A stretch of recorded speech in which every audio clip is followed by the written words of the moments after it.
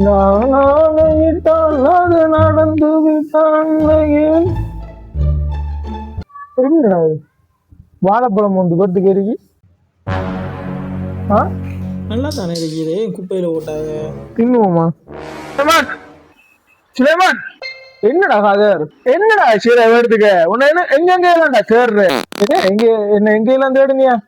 வேடுத்துக்காடா இருக்கேன் உனக்கு தெரியாதா? கையில என்ன வச்சுட்டு யோசிச்சு நிக்கிற நீ?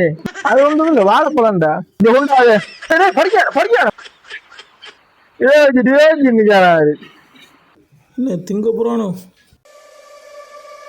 என்ன நாம நினைச்ச மாதிரி திங்குறோம்.